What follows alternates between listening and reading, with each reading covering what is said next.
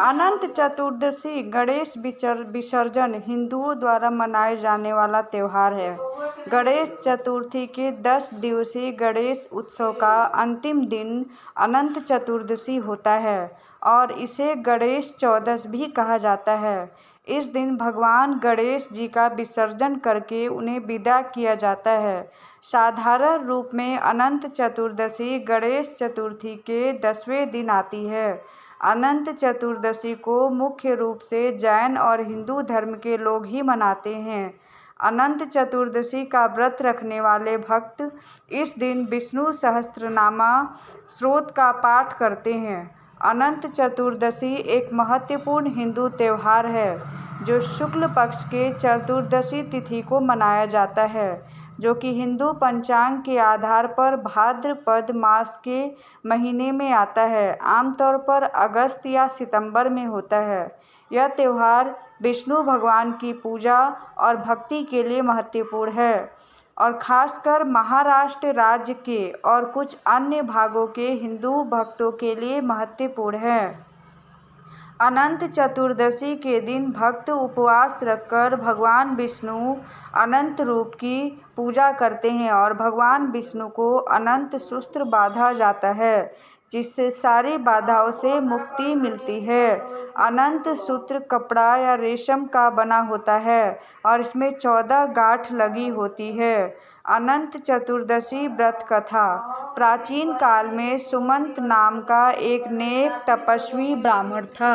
उसकी पत्नी का नाम दीक्षा था। उसकी एक परम सुंदरी धर्मपरायण ज्योतिर्मयी कन्या थी। उसका नाम सुशीला था। सुशीला जब बड़ी हुई तो उसकी माता दीक्षा की मृत्यु हो गई। पत्नी के मरने के बाद सुमंत ने कर्कशा नाम की स्त्री से दूसरा विवाह कर लिया। सुशीला का विवाह ब्राह्मण सुमंत ने कौंडिल्य ऋषि के साथ कर दिया। विदाई में कुछ दिनों की बात पर कर्कशा ने दामाद को कुछ ईंटें और पत्थरों के टुकड़े कर दे दिए। कौंडिल्य ऋषि दुखी हो अपनी पत्नी को लेकर अपने आश्रम की ओर चल दिए, परंतु रास्ते में ही रात हो गई। वे नदी तट पर संध्या करने लगे। सुशीला ने देखा वहां पर बहुत सी स्त्रियां सुंदर वस्त्र धारण कर किसी देवता की पूजा कर रही थी। सुशीला के पूछने पर उन्होंने विधि पूर्वक अनंत व्रत की महत्वता बताई। सुशीला ने वहीं उस व्रत का अनुष्ठान किया और 14 गांठों वाला डोरा हाथ में बांधकर ऋषि कौंडिल्य के पास आ गई। कौंडिल्य ने सुशीला से डोर के बारे में पूछा तो उसने सारी बात बता दी। उन्होंने डोर को तोड़कर अग्नि में डाल दिया। इससे भगवान अनंत जी का अपमान हुआ, परंतु परिणामतः ऋषि कौंडिल्य दुखी रहने लगे। उनकी सारी संपत्ति नष्ट हो गई। इस दरिद्रता का उन्होंने अपनी पत्नी से कारण पूछा तो सुशीला ने अनंत भगवान का अपमान कर डोर जलाने की बात कही। पश्चाताप करते हुए ऋषि कौंडिल्य अनंत डोर की प्राप्ति के लिए वन में चले गए। वन में कई दिनों तक भटकते भटकते निराश होकर एक दिन भूमि पर गिर पड़े।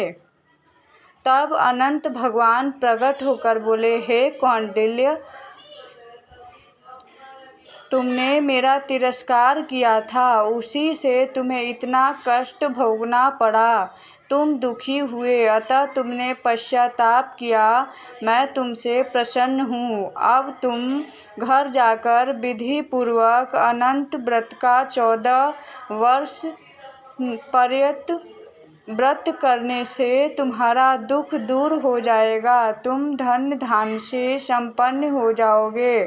कौंडिल्य ने वैसा ही किया और उन्हें सारे कलेशों से मुक्ति मिल गई।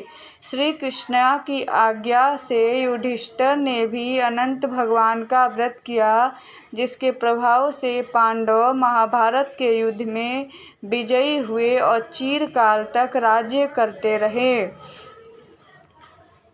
अनंत चतुर्दशी पूजा विधि। इस दिन प्रातः काल स्नान के बाद पूजा स्थल पर कलश स्थापित करें। इसके बाद कलश पर भगवान विष्णु की तस्वीर लगाएं। एक धागे को कुमकुम, केसर, हल्दी से रंगकर अनंत सूत्र बनाएं। इसमें 14 गांठें लगी होनी चाहिए।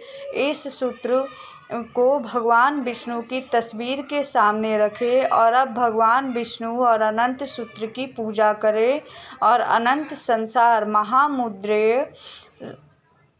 महासमुद्रे मग्रम भयुद्र वासुदेवाय अनंत रूपेर विनियोजयस्व अनंत सूत्राय नमो नमस्ते मंत्र का जाप करें। इसके बाद अनंत सूत्र को बाजू में बांध ले। माना जाता है कि इस सूत्र को धारण करने से संकटों का नाश होता है।